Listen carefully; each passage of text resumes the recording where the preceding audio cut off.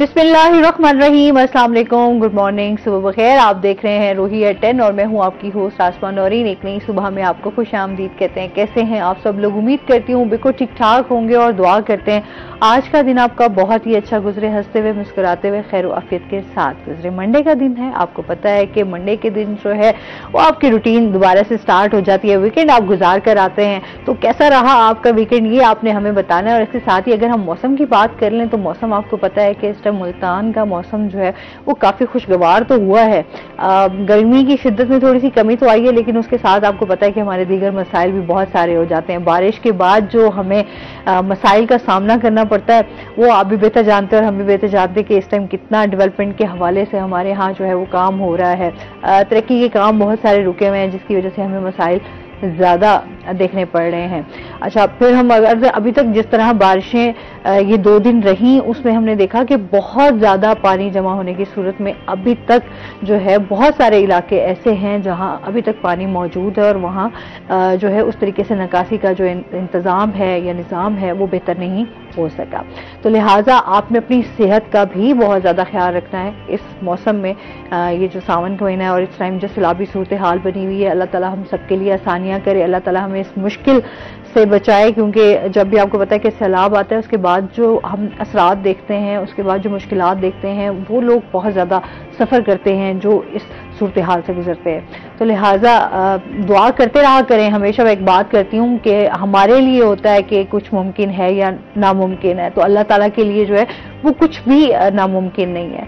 दुआ एक जो है ना वो बड़ी आपको एक मैं समझती हूँ कि अल्लाह के साथ आपका एक बेस्ट कनेक्शन है जो आपको अल्लाह के साथ जो है आपके ताल्लुक को बेहतर करती है। तो दुआ जो है वो करते रहा करें अपने लिए भी और दूसरों के लिए भी। इसी के साथ अपने प्रोग्राम के सिलसिले को आगे बढ़ाएंगे। आज हमारे साथ जो गेस्ट मौजूद हैं उनका तारुफ करवा देती हूँ। हमारे साथ मौजूद हैं जी अहमद अली भट्ट साहब हमारे साथ मौजूद हैं जो कि एडवोकेट हाई कोर्ट है। अस्सलाम वालेकुम। वालेकुम सलाम। कैसे हैं आप? ठीक ठाक अल्लाह का शुक्र। मोहम्मद अली, सॉरी अहमद अली कह गई हूँ।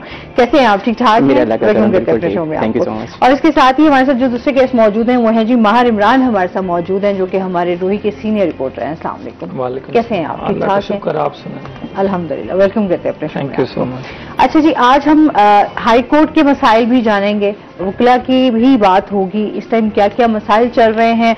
आपको पता है कि हम तमाम उन चीज़ों को, इश्यूज को डिस्कस करते हैं जो इस टाइम हम लोग सफ़र कर रहे हैं। इसके साथ साथ जो है हम ये भी जानेंगे इस टाइम जो मानसून की बारिशें हो रही हैं उसके बाद जो हम लोगों की इंतज़ामिया है उनकी क्या कारकर्दगी है, ये हम इमरान से जानेंगे। इस टाइम क्या क्या सूरत हाल चल रही है, क्या उनकी एक्टिविटीज़ हैं। महंगाई आपको पता है कि बहुत ज़्यादा बढ़ गई है। उसके बाद जो है यहाँ पर हमारी जो प्राइस कंट्रोल कमेटियाँ हैं वो अपना क्या रोल प्ले कर रही हैं, ये हम जानेंगे। और इसके साथ ही जो है तो हम पहले मोहम्मद अली भट्ट से जान लेते हैं इस टाइम जो सबसे पहले चालान जो अदालतों में बर वक्त जमा न करवाने के हवाले से हाई कोर्ट की जजमेंट सामने आई है, उस हवाले से सबसे पहले जो है वो हम अली से जानते हैं। Thank you so much ma'am, बहुत शुक्रिया आपका, आपने मुझे मौका दिया कि मैं यहाँ के आकर एक बहुत बड़ा एक इशू था जो कि जुडिशल सिस्टम में फेस करना पड़ रहा था मुल्ज़मान को भी और साथ कंप्लेनेंट को भी, जो मुस्तगी से मुकदमा होता है। इस इशू की वजह से नंबर ऑफ केसेस थे जिनकी बेडेंसी बढ़ती जा रही थी और अभी भी जो है मोर देन 20,000 केसेस ऐसे हैं जिनकी बेडेंसी बहुत ज़्यादा हो गई है। और इसकी सिर्फ वजह यही है कि केस FIR तो रजिस्टर हो जाती है लेकिन चलान जमा नहीं होता, और चलान जमा होना केस का सबसे मेन पार्ट है। उसकी वजह यह है कि FIR हो जाना, बेल अलाउ हो जाना या बेल कैंसिल हो जाना। बेल अलाउ हो जाती है तो मुल्ज़मान को फ़ायदा हो जाता है, बेल कैंसिल होती है तो मुस्तगी से मुकदमा को फायदा हो जाता है कि चले मुल्ज़िम जो है वो जेल में। लेकिन इसके हटकर जो सबसे बड़ी रिस्पॉन्सिबिलिटी पुलिस डिपार्टमेंट की थी वो ये कि एक FIR जब रजिस्टर हुई तो क्या उसका चलान जमा करवाया कि नहीं जमा करवाया। उसके लिए ज़रूरी ये है कि उनके पास एक 173 का एक ऑप्शन मौजूद है जिसमें 14 दिनों के अंदर उन्होंने चलान जमा करवाना है। और अगर वो 14 दिनों में जमा नहीं करवा पाते तो उनके पास 3 दिन का ग्रेस पीरियड मौजूद है। चलान जमा ना होने से जो नुकसान हो रहा है वो जुडिशल सिस्टम को भी हो रहा है। इससे हटकर अगर वो चलान जमा नहीं करवाते तो मुल्ज़िम और मुस्तगीस दोनों को अलहदा से फेस करना पड़ता है। अब जो मेरा केस था उसमें भी यही चीज़ थी कि FIR 2022 की रजिस्टर थी लेकिन 2 साल गुजरने के बावजूद चलान जमा ही नहीं हुआ। एक कोर्ट की प्रैक्टिस है कि जब जुडिशल कर दिया जाता है मुल्ज़िम पेश होकर अदालत में, तो 14 दिनों के बाद उसको अदालत में दोबारा पेश होना होता है। अब वो 14 दिनों के बाद पेश होता है तो नेक्स्ट फिर उसको दोबारा 14 डेज का टाइम दे दिया जाता है, फिर फर्दर वो इसी तरह कैरी करता रहता है। अब वो हर 14 दिन के बाद या वट एवर द टाइम वो पेश होते रहे, कोर्ट में जाते रहे, लेकिन चलान जमा नहीं हुआ। अब इसमें ये गलती पॉइंट आउट करना कि वो किसकी है, कि आया वो जुडिशल सिस्टम की थी, प्रोसिक्यूशन डिपार्टमेंट की थी या पुलिस डिपार्टमेंट की थी। इसी चीजों को देखते हुए जो माजी में गलतियां हो गई उसको खत्म करने के लिए कोर्ट ने एक बड़ी अच्छी जजमेंट दी है, और मेरे लिए बाइस खुशी थी कि वो मेरे ही उसमें केस में उन्होंने ये जजमेंट पास किया और प्रूफ फॉर रिपोर्टिंग कर दी। उसमें यही था कि एक टाइम पीरियड जो कि डिसाइड किया गया था एक स्टैचू के अंदर, सीआरपीसी के अंदर 173 के अंदर 14 दिनों के अंदर और 3 दिन के ग्रेस पीरियड के अंदर कि वो उसमें चालान जमा करवाएंगे। अब अगर वो जमा नहीं कराएंगे तो क्या होगा? उसमें सबसे पहले तो उन्होंने ये कहा कि 4 डिपार्टमेंट्स जो हैं वो इन्वॉल्व होते हैं, एक judicial department, police department, Punjab forensic science agency और प्रोसिक्यूशन डिपार्टमेंट। इन चारों डिपार्टमेंट्स को सबसे पहले तो एक प्लेटफॉर्म पे इकट्ठा होना होगा। जब ये एक प्लेटफॉर्म पे इकट्ठे हो जाएंगे तो उसके बाद ही ये जो ड्रॉबैक चल रहा है एक सिस्टम के अंदर, इसको खत्म किया जाएगा। इस प्लेटफॉर्म के इकट्ठा होने से जहां पे अगर वो कोई कमी पेशी रह रही है तो वो वहीं पे पॉइंट आउट हो जाएगी कि ये फॉल्ट किसके पार्ट के ऊपर है, कि आए वो जुडिशल सिस्टम के पार्ट पे था, पुलिस के पार्ट पे था, प्रोसिक्यूशन के पार्ट पे था, या कोई एविडेंस कोई ऐसी जो पंजाब फोरेंसिक साइंस एजेंसी में उसको फोरेंसिक होने के लिए गई और उस डिपार्टमेंट के पार्ट पे था। अगर पुलिस डिपार्टमेंट अपने 14 दिनों के अंदर या 3 दिन जो ग्रेस पीरियड है उसके अंदर वो चालान सबमिट नहीं करवाते तो देखा जाएगा कि हाँ इनके पार्ट के ऊपर अब आ गया जो ब्लेम था। उसके बाद अगर वो जमा करवा देते हैं इधर कंप्लीट और अनकंप्लीट, वो मुकम्मल भी जमा करा सकते हैं, वो नामुकम्मल भी जमा करा सकते हैं। नामुकम्मल उस सूरत में जमा करा सकते हैं कि कोई ऐसी एविडेंस जिसको उन्होंने मजीद उस पर तफ्तीश होनी है, इन्वेस्टिगेट होना है उसको, और या उसको क्या कहते हैं फोरेंसिक साइंस एजेंसी में भेजा हुआ है या कोई उसका डाटा निकलवाना है, तो उसकी वजह से अगर डिले हो रहा है तो वो नामुकम्मल जमा करवा दें, अपने पार्ट को खत्म कर देंगे, देखें हमने जमा करा दिया। फिर आता है पार्ट प्रोसिक्यूशन का कि वो प्रोसिक्यूशन के पास अगर चालान आ गया है तो वो उसको जल्दी कंक्लूड करके कोर्ट में सेंड अप कर दे। अगर वो वहां नहीं करते तो पता चल जाएगा कि वो उनका पार्ट है। ये उसी वक्त पॉसिबल था जब ये चारों डिपार्टमेंट एक ही फोरम पे इकट्ठे होते। अब वो इकट्ठे हो गए इस जजमेंट के बाद, अगर वो नहीं इकट्ठे होंगे तो पता चल जाएगा गलती किसकी और उनकी अपनी सजाएं भी मुतय्यन कर दी गई हैं। सही, ठीक हो गया। चलिए मजीद भी आपसे जानते हैं, इसके साथ ही जो है हम इमरान से भी जानेंगे। इस टाइम जैसे हम सबसे पहले तो मानसून की जैसे मौसम की बात कर रहे थे, वैसे ही उस हवाले से बात कर लेते हैं कि इस टाइम जिला इंतजामिया जो है उनकी जो कारकर्दगी रही उस हवाले से क्या कहना चाहेंगे आप? आसमां कारकर्दगी, अब मैं यहाँ बैठ के आपको बताऊं, पूरे जनूबी पंजाब में बारिशें हैं, पूरे पंजाब में बारिशें हैं। ना सिर्फ मुल्तान जिला इंतजामिया, हर बंदे को पता है जो जहाँ पे रह रहा है कि क्या इंतजामात हैं। बारिश ने सारे पोल जो है यहाँ खोल दिए हैं। आपको भी कितना सफर करना पड़ा होगा इन दिनों में जब बारिशें। मैं तो उस दिन हमारा एक तो प्रोग्राम भी हमारा लेट स्टार्ट हुआ जिस दिन बारिश हुआ थी। मैंने सबसे पहले कि हमारे यहाँ जो यहाँ पर निजाम है सबसे पहले सीवरेज का, वो इतना बुरे तरीके से फ्लॉप। अगर आप कचहरी चौक से आए हैं तो यहाँ पहुंचते हुए यकीनन आपको पता लग गया होगा कि कैसे पहुंचा जाता है। कचहरी क्या, कैंट क्या, आपके जितने भी पोश इलाके हैं वो क्या, तमाम ऐसे सूरत हाल की जैसे सैलाबी सूरत हाल। मैं खुद मैं उस दिन अंदरून में गया और मुझे जो है वो एक असाइनमेंट थी जिसपे मैंने काम करना था मखदूश इमारतों पे। बारिशें बहुत ज्यादा थी, एक डर भी था, और हुकूमत ने भी उसी वक्त जिला इंतजामिया ने नोटिस जारी किए कि तकरीबन 298 ऐसी इमारतें हैं जो गिरने वाली हैं, जो पाकिस्तान बनने से पहले की बनी हुई हैं, और वहाँ लोग रह रहे हैं और 3-3 खानदान वहाँ पे रह रहे हैं। हाँ, इतनी तादाद में। आपको भी पता है कि पहले भी इस तरह के वाकयात हुए हैं। अभी पीछे महरम में एक इमारत हरम गेट गिरी है और वहाँ 9 लोग जो है वो जान की बाजी भी हार गए हैं और कई जख्मी भी हैं। इसी तरह अगर 298, मतलब ये है कि ये इनमें कोई भी किसी भी वक्त गिर सकती है। तो मैंने कहा भी जाएं बारिश में जाके देखते हैं कि क्या हालात हैं उनके। वो दरारें तो पड़ी हुई हैं बिल्डिंग्स में, बहुत खस्ता हाल भी हैं, लेकिन मैं उन बिल्डिंग्स तक ही नहीं जा सका। मैं हुसैना गई कि जब मैं घंटे घर से हुसैना गई इंटर होने लगा हूँ, वहां से आगे ना कोई गाड़ी जा सक रही थी, ना कोई मोटरसाइकिल, ना कोई पैदल। लोग जो है ना मैसूर हो गए थे आसमां। हम वहां खड़े रहे, फिर वहां पे वो आई वासा की गाड़ी, हम वासा की गाड़ी की छत पे बैठ गए क्योंकि उसने तो आगे जाना था। हाँ। वो ऊंची भी होती है, गाड़ियां रुकती भी नहीं है। वहां छत पे पहुंच के हमने कुछ ना कुछ रिपोर्टिंग की। हम गलियों में फिर उन घरों में नहीं जा सके और लोग रो रहे थे कि भाई ये देखें, एक तो हादसात है, दूसरा ये है कि हमारे पास कोई निजाम ही नहीं है। हमारा ड्रेन सिस्टम, सीवरेज का पूरा सिस्टम फ्लॉप है, ऐसे ही है, बहुत पुराना है, नया बन नहीं रहा। पानी जो है, अच्छा हमारा अजाब ये है कि जब बारिश अल्लाह की रहमत आती है ना, तो एक तो बारिश का पानी होता है, फिर उसी दिन नीचे गटरों का पानी भी ऊपर निकल आता है। इस चीज की मुझे समझ नहीं आती।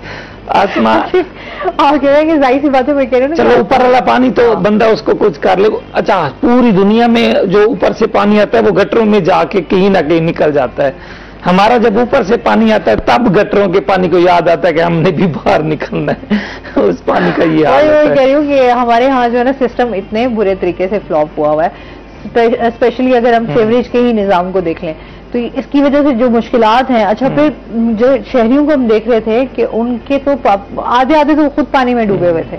तो इस तरह का जो पानी, आप गटरों में से भी पानी निकल आए बाहर, और फिर जाहिर सी बात है वो गंदगी है, अगर उसमें सब लोग जो है वो गुजर भी रहे हों, और तो जाहिर से उससे बीमारियां भी फैलती हैं, आपकी सेहत भी मुतासिर, बहुत ज्यादा अभी से शुरू हो गई है बीमारियां। आप लोग मतलब हम लोग जो है वो इस सिस्टम के इतने हम लोग आदी भी हो चुके हैं शायद। और मेरे ख्याल में जो अगर कंप्लेन करते भी रहे तो इदारे भी उस तरीके से जो है वो मुझे बताया, मैं जब वहां गया एक गाड़ी खड़ी थी और वो खड़ी रही है। हाँ। वो पानी जब वो कहाँ निकालती, इतना तो उसका वो नहीं था टैंक के पूरा पानी निकाल सकता।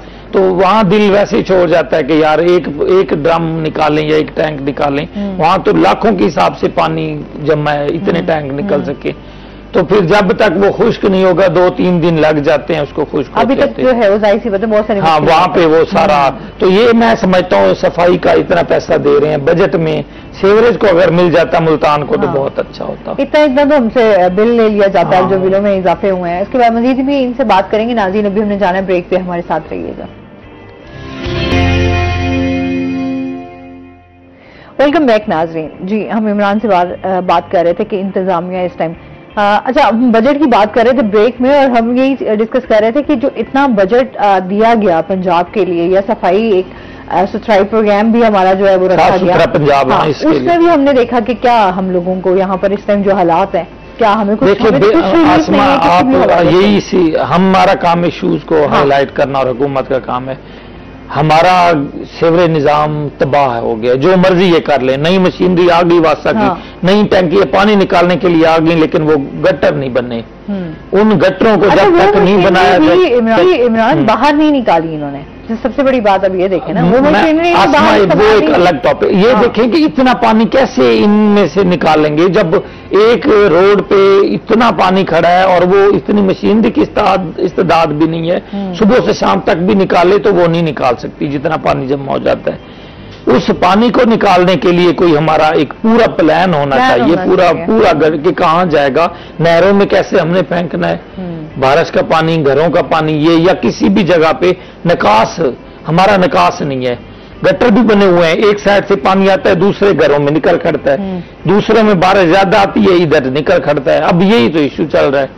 यानी मुकम्मल तौर पे एक जामे प्लान के साथ, अच्छा खासा बजट के साथ पूरा एक रिवाइज करने की जरूरत है, और हमारा पाकिस्तान बनने से पहले का ये निजाम है। हाँ, और अब तक में वही चीजें चल रही हैं, 80 साल पुराने सारे वो हमारे यहाँ ये है कि जब चीजें जब बिल्कुल सर के ऊपर आ जाती हैं तब याद आता है कि अब ये तमाम काम ऐसे ही है। जब पूरी लाइन गिर जाती है फिर वो बनती है, तो ये और उसको बनाने में भी टाइम लग जाता है, फिर आपको वक्ती जो है वो चीजें फिर आपकी वहीं की वहीं रह जाती हैं। अच्छा जी, इसके साथ साथ मजीद भी जानते हैं, हम ये भी जानेंगे इस टाइम नौजवान वकला के हवाले से भी बात करेंगे। इतने सारे मसाइल हैं वहाँ पर, हम नौजवान वकला की भी बात करेंगे कि उनको इस टाइम क्या क्या मसाइल का सामना करना पड़ रहा है। देखें, मैं खुद भी इस टाइम नौजवान वकील हूँ और मुझे ज़्यादा टाइम भी नहीं हुआ, सिर्फ 4 साल हुए मुझे प्रैक्टिस करते हुए। तो मुझे ऐसे लगता है, मुझे फील होता है कि शायद मैं उनके मसाइल से ज़्यादा अवेयर हूँ। एक नौजवान वकील जब लॉ कॉलेज से LLB करके पास आउट होके जब कचहरी की दुनिया में कदम रखता है तो उसे बहुत सारे मसाइल फेस करने पड़ते हैं, लेकिन वो मसाइल को काबू पा सकता है। कोई मुश्किल नहीं है, बस उसको ये है कि बहुत सारी चीज़ों को मैनेज करके सिस्टमेटिक वे से लेके चलना है। अगर वो सिस्टमेटिक वे से लेके नहीं चलेगा, मैनेज नहीं करेगा, तो वो आगे एक तो वो डामाडोल रहेगा, उसको समझ नहीं आएगी कि मैंने करना क्या है, और वो हो सकता है पॉसिबिलिटी इस पे ज्यादा हो जाती है कि वो अपने प्रोफेशन में फिर उस तरह डिसहार्ड हो जाए अगर वो मैनेज नहीं करेगा, तो उसे लगेगा कि शायद मुझे मेरा प्रोफेशन पे नहीं कर रहा। अगर पे करने की बात करें तो जब तक आप कंसिस्टेंट नहीं रहेंगे, पंक्चुअल नहीं रहेंगे, तो आपका प्रोफेशन आपको कभी भी पे नहीं करेगा। ये सिर्फ प्रोफेशन की बात नहीं है, आप कोई भी ऐसा काम ले लें, अगर आप उसमें पंक्चुअल नहीं है और कंसिस्टेंट नहीं है तो आपको वो पे नहीं करेगा। नौजवान वकील जब कचहरी में आएगा तो सबसे पहले उसको ये देखना है कि मैंने करना क्या है, मैंने वकालत करनी है या मैंने जुडिशरी में जाना है। तमाम वकील जो LLB करके पास आउट होकर आ रहे हैं, ना तमाम ने वकील बनना है, ना तमाम ने जज बनना है। किसी ने जज बनना है, किसी ने वकील बनना है, कोई प्रोसिक्यूशन डिपार्टमेंट में जाएगा, कोई CSS का एग्जाम देगा, PMS का एग्जाम देगा। सबसे पहले तो आप ये सोचेंगे आपने करना क्या। अगर आपने जुडिशरी में जाना है तो मेरी अपनी सोच यही है, मैं अभी तक मुझसे पूछते हैं कि आप जुडिशरी के लिए क्यों अटेम्प्ट नहीं देते। मैं सोचता हूं कि जब तक मैं प्रैक्टिस करके अपने आप को इस काबिल नहीं समझूंगा कि मुझे अब जुडिशरी में जाना चाहिए, तो मैं तब तक जुडिशरी में नहीं चाहूंगा। एक इतनी बड़ी रिस्पॉन्सिबिलिटी है जो ऐसे मैं जो उठानी भी नहीं चाहिए अपने कंधों पे। इसके अलावा अगर वो मैनेज नहीं करेगा, पहला पॉइंट तो ये हो गया। दूसरा फाइनेंशियल है, और हर बंदा इस पे आके बात करता है कि उसको फाइनेंशियल इशू है, वो नौजवान है, उसको पे करना चाहिए। उसको पे करने के हवाले से बहुत सारे सीनियर्स के लिए मेरी सजेशन है कि वो उनको पे करें। अगर वो आते हैं, आप उसको ओबलाइज कर दें। ओबलाइज करने के बहुत तरीके होते हैं। अगर वो आपके अंडर है, वो आपका बच्चा है, आपने उसे पढ़ाना है, उसे सिखाना है, आप उसे पे करें। मेरे बहुत सारे सीनियर हमारे वकील यहाँ पर आते हैं, उनसे इस हवाले से लाजमी बात करती हूँ कि इस टाइम नौजवानों के बहुत सारे मसाइल हैं। मेरी अपनी फैमिली के कुछ लोग भी लॉ कर रहे हैं, तो वो इस तरह से वो ये कहते हैं कि सीनियर जो है वो प्रॉपर जो है वो उनको देख भी रहे होते हैं, उनकी हेल्प भी कर रहे होते हैं। जाहिर सी बात है, बहुत सारी ऐसी चीजें होती हैं कि फौरन तो केस उनके हाथ में नहीं पकड़ाया जा सकता या इस तरह से, तो कहते हैं कि वो इस तरह से फौरन जो है वो अगर इस बात पर नाराजगी जाहिर करके वो लॉ ही छोड़ देते हैं, इसमें कर जाता है। इसमें थोड़ा सा मैं एक जो है ना बात को थोड़ा सा इसको लिंगर ऑन करना चाहूंगा कि ये जो मैंने अभी बात की थी, ये की थी सेल्फ मेड वकला के लिए। सेल्फ मेड वकला वो है जो LLB करके पास आउट हुए, जैसे मैं था, मैंने जीरो से स्टार्ट किया, मुझे ये बात कहने में कोई शर्म नहीं है। LLB करके जब पास आउट होकर आते हैं तो उनके वालिद साहब या वालदा उनको हाथ पकड़ के खड़ा करते हैं कि बेटा बस अब आपने कुछ वो करना है, वो अब आपने करना है। हाँ। अब हमने जितना आपको कर सकते थे पढ़ा लिया, वो पढ़ा लिया, अब आप जाएं और कमा कर आए। ये है सेल्फ मेड। इसको सबसे ज्यादा मुश्किलात हैं। जो जिसकी ये टेंशन नहीं, जिसको सिर्फ ये होता है कि बस मैंने अपना खर्चा, शहाना खर्चा पूरा करना है, उनकी मैं बात कर ही नहीं रहा। वो उनको सिर्फ ये होता है कि हमें काम सीखने को मिल जाए। अब आपका जो क्वेश्चन था उसमें ये था कि वो सीखने के हवाले से उनको अगर वो सिखाएं, तो सीखना आपने अपने जो सीनियर का ट्रस्ट है वो आपने खुद गेन करना है। आपको पता है कि आपका जो सीनियर है अगर वो किस तरह पसंद करता है काम को, आप उसकी कमजोरी बन जाए। मुझे तो मेरे उस्ताद मोहतरम यही समझाया करते थे, और मुझे कभी ऐसे फील होता था कि शायद मैं उनकी कमजोरी बन जाऊं, लेकिन नहीं बन सका। तो वो उनकी कमजोरी बन उनके लेकिन बन नहीं सका। उनके जो स्टैंडर्ड था हाँ खासियत है कि वो खुद को अच्छा नहीं कहते। उनका स्टैंडर्ड बहुत हाई था। वो तो परफेक्ट तो कोई भी नहीं है ना, तो जाहिर सी बात है। लेकिन आप कोशिश कर सकते हैं कि कोशिश करने में तो आपको कोई हर्ज नहीं है, और कोशिश तो आपकी मेरे ख्याल में जब तक आप जिंदा हैं तब तक आपकी कोशिश जारी रहती है, जब सीखने का अमल भी जारी रहता है। ऐसे ही है। जब आप उनकी कमजोरी बन जाते हैं, उनका ट्रस्ट गेन कर लेते हैं, तो फिर मैं समझता हूँ कि वो आपको काम देते हैं। वो आपको जरूर काम देते हैं। फिर वो कहते हैं कि आज मैं नहीं आ रहा, आज तुम ये काम कर लो, आज मैं हाई कोर्ट बिजी हूँ, तुम डिस्ट्रिक्ट कोर्ट संभाल लो। ये आप मानते हैं कि सीनियर आपको जो है वो सिखाने में आपको हेल्प करते हैं? मतलब ये कह रहे हैं भी काम तो देते हैं, पैसा भी दें ना।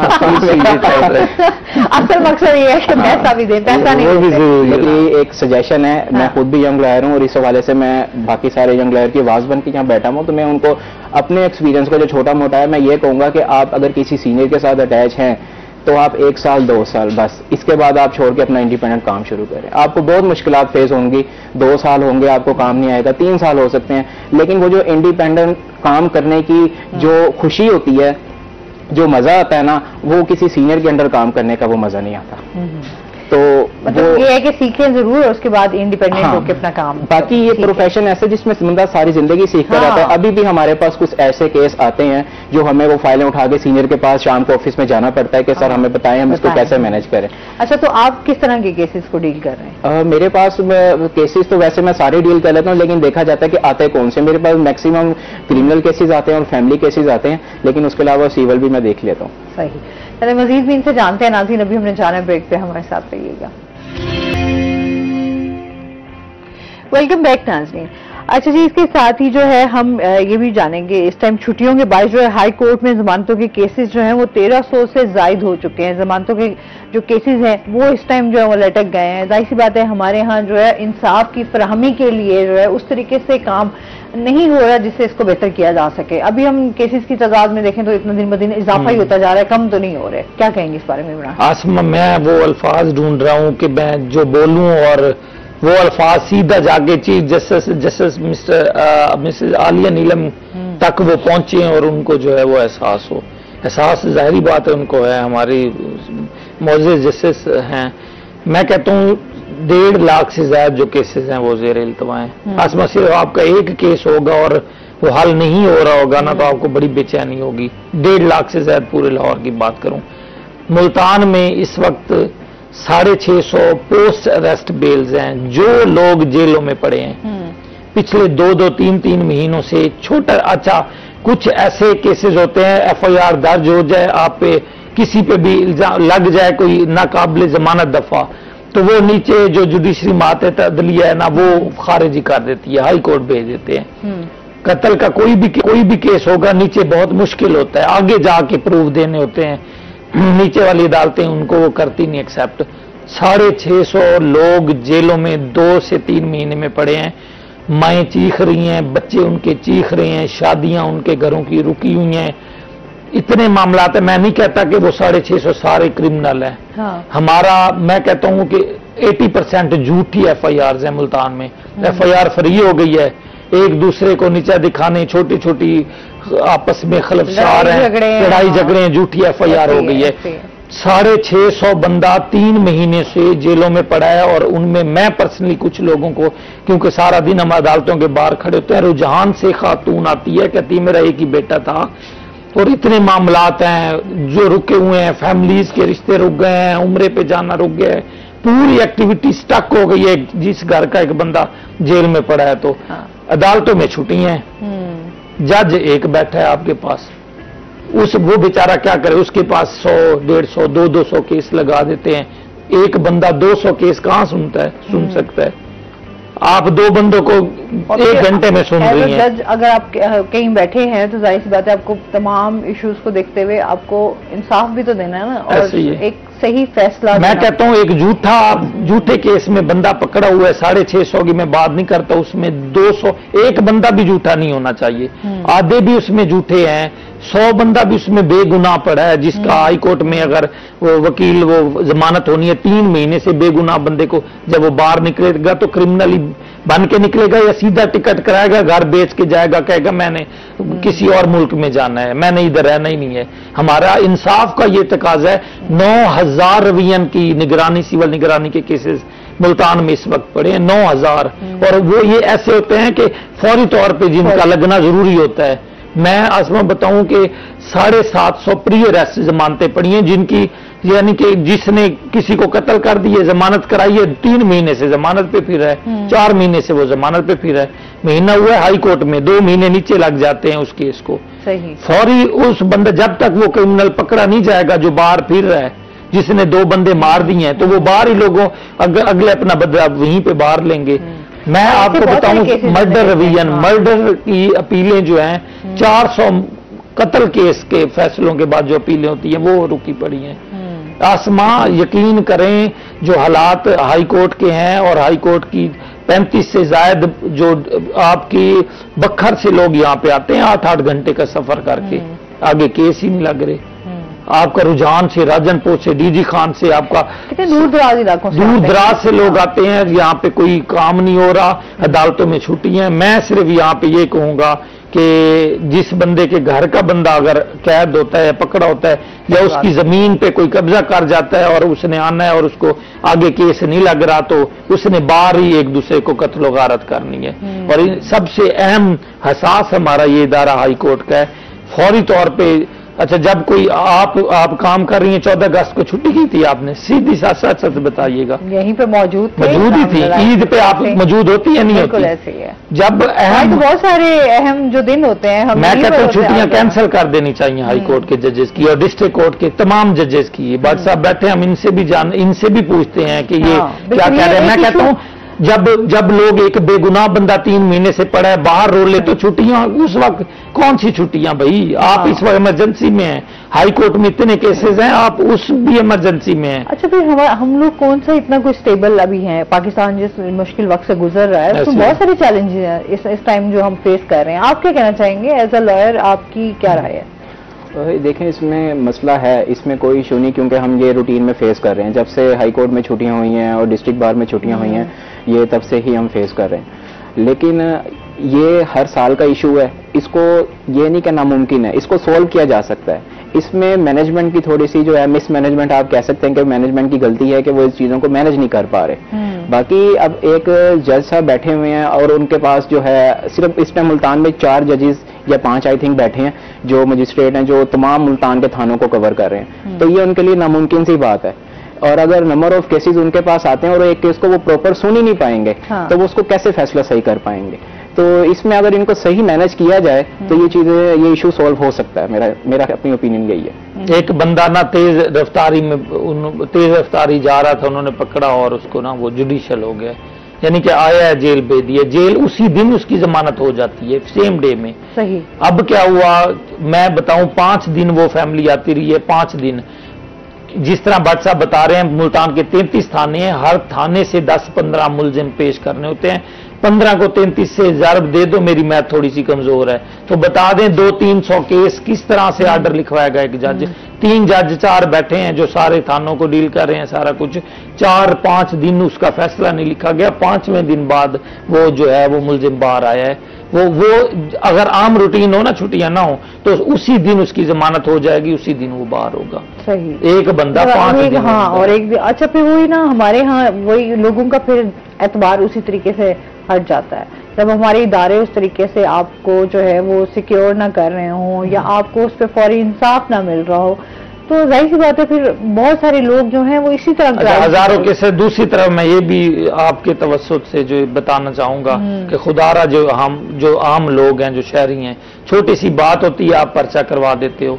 यार खुदा के लिए घर में बैठो, वहां कोई बड़ों को कहो, एक दूसरे से माफी तलाफी, कोई कुरानी अहकामात पे अमल ड्रामा करो। झूठे केस में बता रहा हूँ 80% झूठे केस आ गए हैं, क्या करें ये? जिस तरह आप बात कर रहे हैं कि बड़े एक होता था ना बुजुर्ग, आपके जो है आपके गांव के कुछ लोग हैं या आपके मोहल्ले में से कुछ बड़े लोग हैं, आप उनको इकट्ठा कर लेते थे, एक पंचायत सिस्टम जो हम कहते थे कि उसमें आपके फैसले हो जाया करते थे। उसमें ये होता है कि चले आप कानून के और कोर्ट के मसाइलों से बच जाते थे। लेकिन अभी तो ये सूरत हाल बिल्कुल ऑपोजिट है। ताकत, अभी जिसके पास ताकत ज्यादा है, हाँ, अभी वो वाला जो बुजुर्गों का एक कहते थे ना एहतराम भी और एक बात रख रखाव जो होता था, वो अब हमारा खत्म होता था। बच्चे बड़े हो गए, बड़े बन गए हैं। अब हमारे यहाँ ये होता है कि पेरेंट्स की बात को या बड़ों की बात को जो है वो इतनी अहमियत भी नहीं दी जाती। और अगर आप किसी के पास अपना मसला लेकर जाते हैं तो आप उसको सबसे पहले तो उनकी ये बात आ जाती है कि जी हमारे मसलों में आप क्यों इंटरफेयर ही ना करें।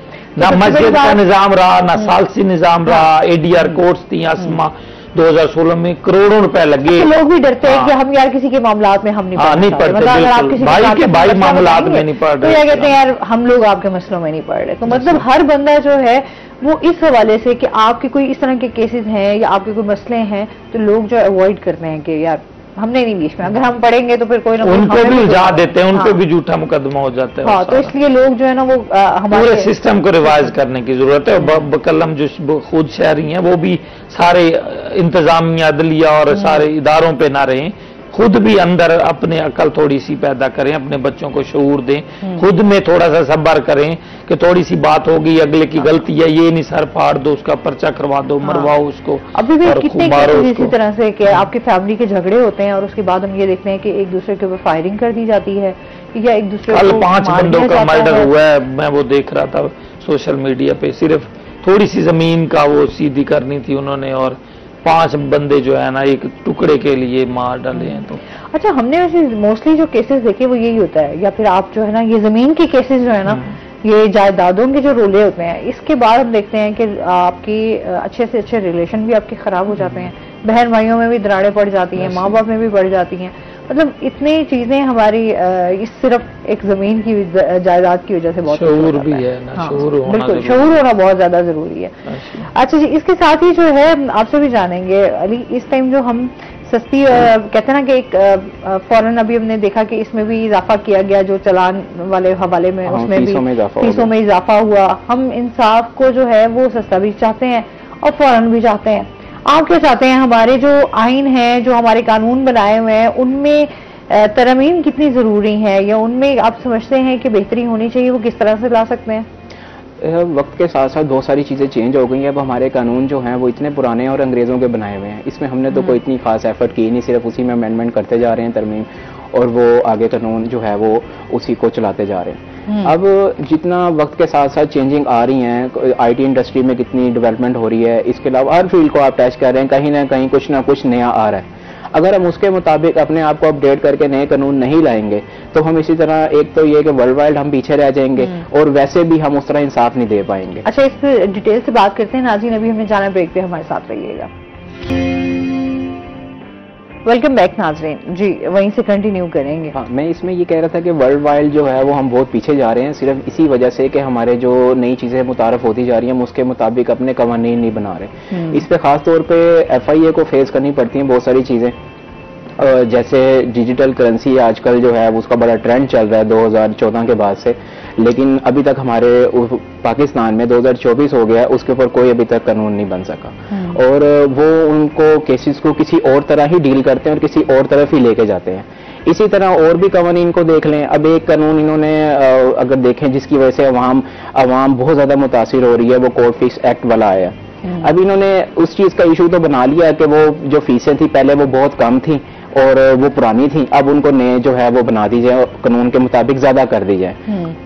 जहां पहले 2 रुपए की एक टिकट लगती थी वहां 500,000 की टिकट लगती है, तो ये बड़ी ज्यादती है। अगर ये सोचते हैं कि ये किसी तरह वकील इससे मुतासिर हो रहे हैं, तो मेरा ख्याल है वकील इससे इनडायरेक्टली तो मुतासिर हो सकता है, लेकिन डायरेक्टली जो है इससे अवाम ही मुतासिर है कि उसी को ही ऊपर ये बटन सारा पड़ रहा है। अगर ये इनको ये सोच है कि हमने कोर्ट फीस एक्ट में अमेंडमेंट करके वो कवानीन बनाने, तो बाकी भी तो कवानीन पड़े हैं, उनमें भी अमेंडमेंट लाई जाए और नए कवानीन को मुतारफ कराया जाए, वहां पे इनकी कोई सोच नहीं है। अच्छा, वही ना, टेक्नोलॉजी एडवांस होती जा रही है और हम लोग अभी की वहीं पीछे रह रहे हैं। अच्छा, तरक्की की तरफ हम जाना चाहते हैं लेकिन तरक्की को उस तरीके से पसंद नहीं कर रहे। कोर्ट फीस की बिल्कुल ऐसे ही आप बात कर रही हैं ना।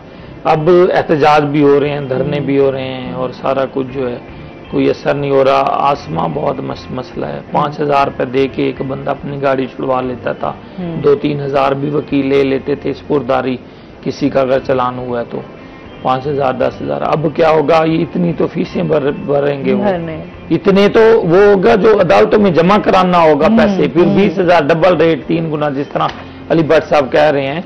ये बहुत अहम इशूज है और जब महंगाई की वजह से अदालतों को कोई अप्रोच नहीं कर सकेगा तो मैं बता रहा हूं कि वो आपस में लड़ेंगे, वो बाहर ही अपने हिसाब से बाहर भी, और फिर हमारे मसाइल ज्यादा बढ़ेंगे, बहुत ज्यादा, क्राइम भी उसी तरीके से जो है उसकी इजाफा हो जाएगा।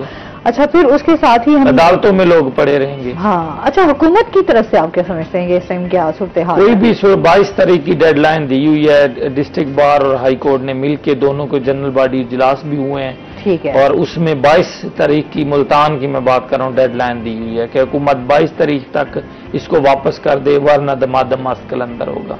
क्या होगा, यहाँ से वो कहते हैं हम बसें भर के जाएंगे और पंजाब असम्बली में, और ये रूटीन पहले भी रही है। 2007 की तारीख देखें, मुल्तान से बसें भर के गए थे। वो कह रहे हैं हम गवर्नमेंट दफातर का घेराव करेंगे, जिला इंतजामिया के दफातर का घेराव करेंगे, और इस तरह हम हुकूमत को बताएंगे। अब भी प्यार से हम कह रहे हैं, और ये बार बार उन्होंने रिटर्न में लिख के कहा है।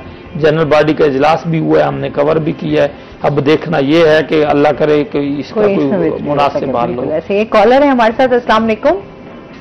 वालेकुम अस्सलाम, गुड मॉर्निंग। गुड मॉर्निंग जी। जी, मलकानी बात कर रही हूँ, कैसी हैं आप? ठीक ठाक? मैं बिल्कुल ठीक ठाक हूँ अल्हम्दुलिल्लाह, आप बताएं कैसी हैं?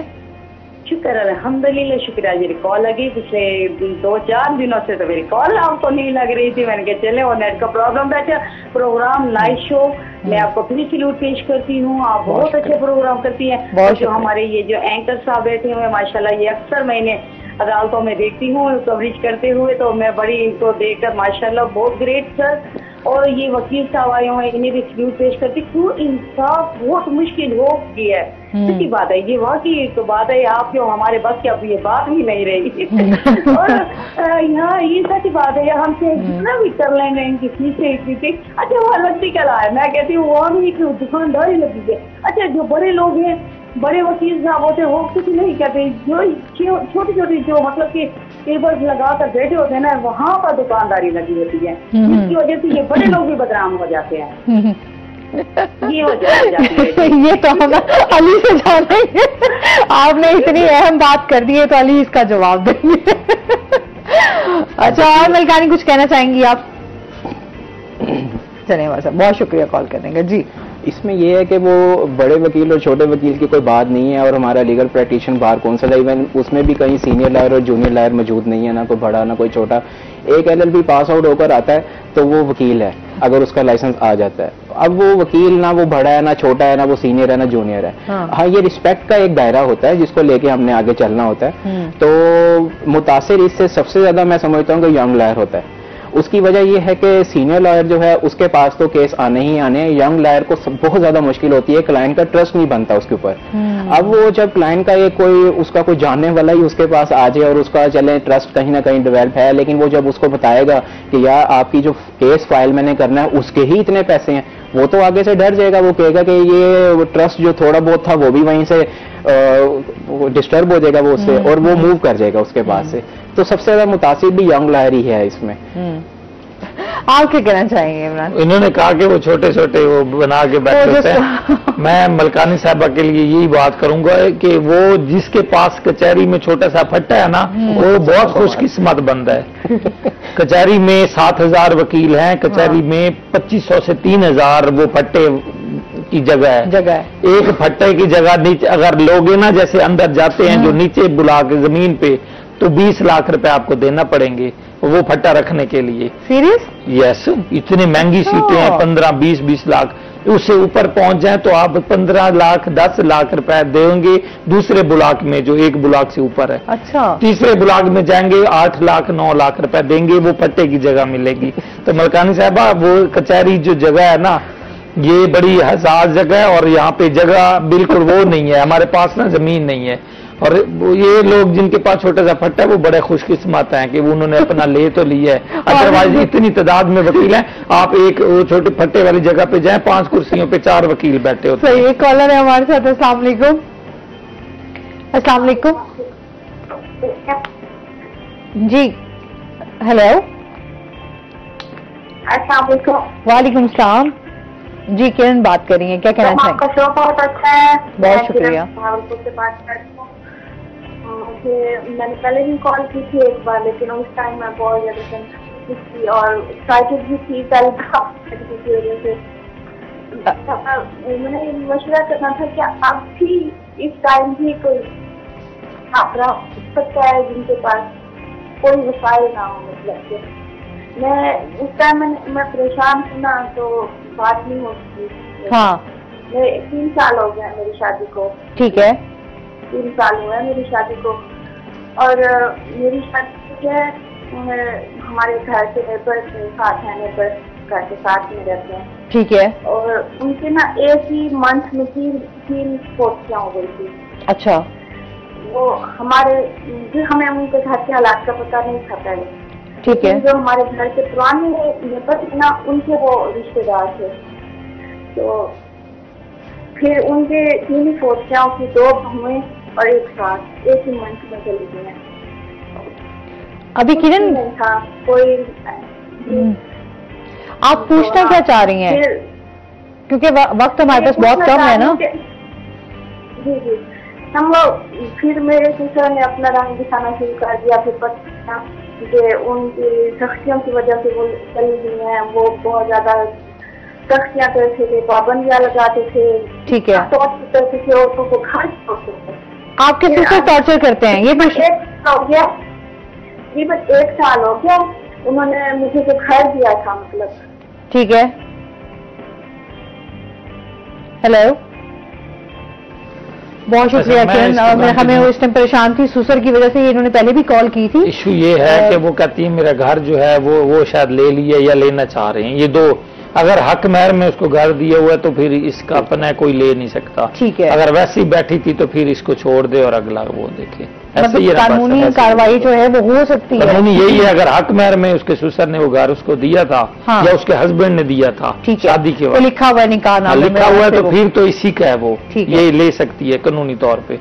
अगर वो नहीं है, अगर मैं जहाँ तक बात कट गई, अगर इस बात पे उन्होंने बता दिया। अच्छा, वो क्योंकि इन्होंने पहले भी कॉल की थी ना इमरान, तो उन्होंने ये बताया था कि ससुर जो है वो टॉर्चर करता है, मतलब तशद्दुद भी करते हैं, मारपीट। अब तो देखो वाक सेंटर हैं और पुलिस सेंटर बने हुए हैं, आप वहाँ जा सकती हैं। पुलिस थानों के अंदर भी एक जो है वो वहाँ पे पुलिस ऑफिसर मुतय्यन है, खातून लेडी, जिसको ये जाके। अच्छा, क्योंकि बहावलपुर से हैं तो वहाँ पर भी होगा, पूरे पंजाब में है, पूरे पंजाब वहाँ पे जा सकती हैं और अपना ये मसला जो है वहाँ पर आप शेयर भी कर सकती हैं और इसका हेल्प भी जो है वो आपको इंशाल्लाह जो है फराहम कर दिया जाएगा। बहुत शुक्रिया आपका अली, आप हमारे साथ रहे और बहुत सारे इश्यूज पर जो है वो डिस्कशन भी हुई। इमरान, आपका भी बहुत शुक्रिया। इसके साथ ही नाज़रीन, अभी हमने ब्रेक पे जाना है, जब हम ब्रेक से वापस आएंगे तो हमारे कुछ और गेस्ट मौजूद होंगे, हमारे साथ रहिएगा। बिस्मिल्लाहिर्रहमानिर्रहीम, अस्सलाम वालेकुम, गुड मॉर्निंग, सुबह बखैर। आप देख रहे हैं रूही एट 10 और मैं हूं आपकी होस्ट आसमा नौरीन। एक नई सुबह में आपको खुशामदीद कहते हैं और इसी के साथ हमारे साथ गेस्ट भी मौजूद हैं, उनका तारुफ करवा देती हूं। पहले हमारे साथ मौजूद हैं जी रिजवान खालिद चौधरी साहब, हमारे साथ मौजूद हैं जो कि एजुकेशनिस्ट हैं। अस्सलाम वालेकुम, कैसे हैं आप? ठीक ठाक हैं जी, अल्हम्दुलिल्लाह। वेलकम करते हैं अपने शो में आपको। और इसके साथ ही हमारे साथ जो दूसरे गेस्ट मौजूद हैं वो हैं जी अमीर खान नियाजी साहब, हमारे साथ मौजूद हैं जो कि शायर हैं। अस्सलाम वालेकुम, कैसे हैं आप? ठीक ठाक हैं? वेलकम करते हैं अपने शो में आपको। अदब की बातें भी होंगी, तालीम की बातें भी होंगी, शायरी भी सुनेंगे, साथ साथ जो है हम एजुकेशन पे भी बात करेंगे। इस टाइम हमारे एजुकेशन के क्या क्या पाकिस्तान में मसाइल देखे जा रहे हैं ये हम सर से जानेंगे, उनको बेहतर कैसे किया जा सकता है तालीमी निज़ाम को, वो भी इनसे जानेंगे। खुद जो है ये तालीमी इदारे चला भी रहे हैं तो इस हवाले से भी इनसे जानेंगे कि इस टाइम क्या क्या इश्यूज हैं, बच्चों के हवाले से भी जानेंगे, बच्चों के क्या क्या मसाइल हैं, बच्चों को किस तरीके से तालीम दिलाई जा रही है। और इसके बाद जो है हम देखते हैं कि ये एक फलाही काम भी कर रहे हैं, बच्चियों को जो है फ्री बच्चों को तालीम दे रहे हैं। तो इस हवाले से बात करेंगे कि किस तरीके से जो है लोग इसमें आ सकते हैं, शामिल हो सकते हैं, अपनी एक आला तालीम को बेहतर कर सकते हैं, किसी मुकाम पर पहुंच सकते हैं। तो इस हवाले से होगा। और इसके साथ ही आपको बता दें कि इंसान दोस्ती का आलमी दिन आज मनाया जा रहा है और ये अक़वाम मुत्तहिदा की जानिब से हर साल 19 अगस्त को मनाया जाता है। और अगर इसकी थोड़ी सी तारीख के हवाले से मैं बात कर लूँ कि जो है इंसान दोस्ती के आलमी दिन जो है वो 2008 में जो है ये किया गया था ये फैसला, क्योंकि यही दिन जो बगदाद शहर के केनाल होटल में बम धमाके में अक़वाम मुत्तहिदा के 22 अफराद जो हैं वो उनके हलाक हुए थे और आज के दिन जो है उनकी बरसी मनाई जाती है। और इसके साथ ही अगर हम ये बताऊं कि ये जो दिन मनाने का मकसद है एक्चुअली ये इसलिए है कि एक दूसरे की, जिस तरह हम बात करते हैं कि किस तरीके के हमारे यहाँ जो है फलाह बहबूद पे काम किया जाता है, जो लोग काम कर रहे हैं उनको सराहा जाता है। हम सबसे बात करते हैं कि बिला तफरीक होकर रंगो नस्ल के आप ये देखें कि बस इंसानियत देखें कि आपने किसी की मदद कैसे करनी है, किसी का भला कैसे सोचना है। तो ये तमाम चीज़ें जो हैं ये बड़ी ज़रूरी हैं। और आज हम जिस दौर से गुजर रहे हैं, जिस मुश्किल वक्त से गुजर रहे हैं, वहाँ हमें बहुत सारे चैलेंजेस का सामना है। तो कोशिश करें, मैं हमेशा एक बात भी करती हूँ कि आसानियाँ तकसीम करें। आप आसानियाँ तकसीम करेंगे आपके लिए भी आसानियाँ ही होंगी। अगर हम किसी के लिए मुश्किलात खड़ी करेंगे तो फिर हमारे रास्ते में भी बहुत सारी मुश्किलात होंगी। तो लिहाजा जो लोग भलाई का काम कर रहे होते हैं, अच्छा काम कर रहे होते हैं, आप उनको अप्रिशिएट ज़रूर करें, ना कि आप उनके लिए कोई मुश्किलात और रुकावटें पैदा कर दें। तो जो अच्छा काम कर रहा है उसको अच्छा काम करने दें। हमारे यहाँ बड़ा ये कम होता है कि हम लोगों को अप्रिशिएट करते हैं, हम लोगों तनकीद का निशाना जो है वो ज़्यादा बनाते हैं। तो लिहाजा अच्छे काम करें, भले काम करें, दुखी इंसानियत की खिदमत करें। आपके इर्द गिर्द बहुत सारे ऐसे लोग मौजूद हैं, हम यहाँ पर देखें तो नज़र जुड़ाएं, हमारे यहाँ बहुत सारे, हमारे अपनी फैमिली में बहुत सारे ऐसे लोग निकल आएंगे जो आपकी मदद का इंतज़ार कर रहे होते हैं। लिहाजा मेरा ख्याल है कि हमारे गेस्ट भी इस पर बात करेंगे। सर, आप क्या कहना चाहेंगे इस बारे में? जी, यकीनन मैं तो इस्लाम के हवाले से इस पे बात करूंगा कि अगर आप हम बहैसियत मुसलमान अगर हम मकसद तख्लीक को देखें या अपनी इबादत को देखें, अब किसी भी इबादत का नाम ले लीजिए, नमाज, रोज़ा या उसके अलावा दीगर अमलियात जो हम करते हैं, तमाम की तमाम हमारी इबादत और अमलियात की जो रूह है उसका मकसद एक ऐसी नफ्सियात पैदा करना है ईमान वालों में कि वो इंसानियत दोस्ती की तरफ बिला इम्तियाज रहमत बनने की तरफ गामजन हो। अगर कोई मुझसे पूछे कि जिंदगी का मकसद क्या है, तो शायद ये एक बड़ा तवील इसका जवाब दिया जा सकता है और शायद कम अल्फाज में देना इसको मुमकिन ना हो, लेकिन फिर भी अगर कोशिश की जाए तो मैं यही कहूँगा कि उस जवाब में इंसानियत दोस्ती सबसे ऊपर होगी, जो भी हमारा मकसद ज़िंदगी है।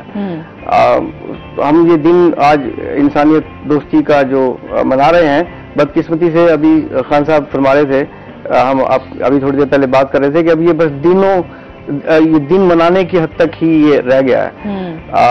लेकिन अगर बहैसियत मुसलमान देखा जाए तो हमारे दिन का, हमारी रात का हर पहर इंसानियत दोस्ती का मकसद लिया हुआ है। ये हम पे फ्रीजा है, यानी हमें इस हर पहर को अपने अमल के जरिए, अपने किरदार के जरिए ये साबित करना होता है कि हम इंसानियत दोस्त हैं। कुरान पाक तो यहाँ तक कहता है, उसका एक आयत का मफहूम है कि बाकी वही रहता है जो नफा बख्श हो। तो नफा बख्श तो इंसानों के लिए होना है। कुरान पाक में फरमाते हैं कि तुम्हारे दाएं मशरिक मगरिब की तरफ मुंह करने से मुझे कुछ फायदा नहीं होता, तुम्हारे कुर्बानी का गोश्त मुझ तक नहीं पहुंचता, ना ही खून। यानी इन सारी आयात के जरिए, कुरान पाक के मजमूई मैसेज के जरिए जो हम जान सकते हैं वो यही है कि जिंदगी का मकसद, दीन का मकसद,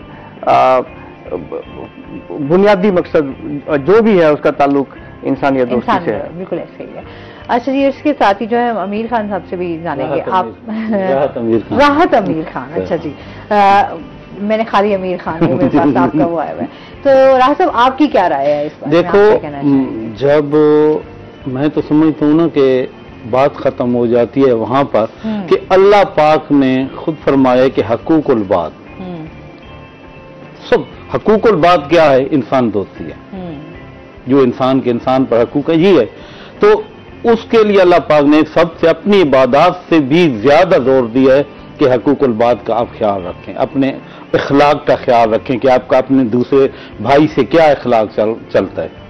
लेकिन उसके अलावा अब ये जैसे आप कह रही थी ना कि हर जगह ऐसे लोग हैं, और ख़ास तौर पर जिस दौर से हम गुजर रहे हैं, मशीनी दौर से, यहाँ बहुत से लोग हमारी जो है ना इमदाद या हमारी खाली जो है ना थोड़ा सा किसी को हम अगर तसल्ली भी दे देना तो उसका दिल बड़ा हो जाता है। और दूसरी बात है, अगर किसी को अल्लाह पाक ने इतनी तौफीक दी है तो मेरा ख्याल में उसे अपने इर्द गिर्द देख कर जीना चाहिए।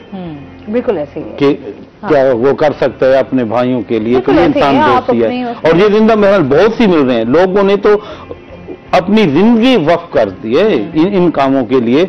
जैसे आप अभी कह रही थी ना कि कुछ लोग, ये नहीं है कि बिल्कुल खत्म हो गए कि मशीनी दौर आ गए, मशीन चलती है उसको नहीं पता साथ वाली मशीन क्या कर रही है क्या नहीं कर रही। हम मशीनी दौर में हैं, लेकिन उसमें भी अभी तक भी बहुत से ऐसे लोग हैं जिनके लिए ये निज़ाम चल रहा है और जिनकी वजह से इंसान दोस्ती का आज भी नाम रोशन। बिल्कुल ऐसे ही मैं कहती हूँ कि आज भी हमारे यहाँ ये जज्बा पाया जाता है कि जहाँ कहीं आप किसी को मुश्किल में देखें तो वहाँ आप फौरन पहुंच जाते हैं।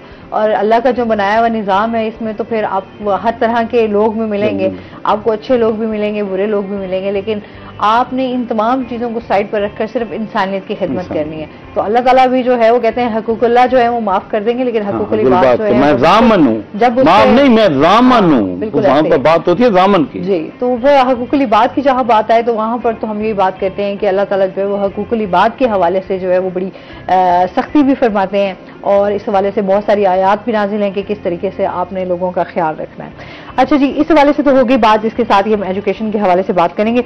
रिजवान साहब से जानेंगे इस टाइम जो ये तालीमी इदारों को लेकर चल रहे हैं, और उसके बाद जो है इनके क्या गोल्स हैं, क्या प्लान्स हैं, इन्होंने क्या सोचा हुआ है, और कौन कौन से नए प्रोग्राम्स करवा रहे हैं, इस हवाले से बताइएगा। जज़ाकल्लाह खैर। हमने एक जो इदारा बनाया है उसका नाम पाम ट्री है। ये एक फाउंडेशन के तहत है, पाम ट्री फाउंडेशन। इन कॉलेजेस का नाम पाम ट्री इंटरनेशनल कॉलेजिएट है। ये यहाँ साउथ पंजाब में है, कस्बा गुजरात में, कश्मीर में है, भिम्बर और रावलाकोट में, कराची में हमारा काम स्टार्ट हो रहा है। बेसिकली ये हमने कनाडा से स्टार्ट लिया था। हम कनाडा में मुख्तलिफ प्रोफेसर्स, मुख्तलिफ यूनिवर्सिटीज़ के, मैं भी वहाँ एक जगह पढ़ाता हूँ।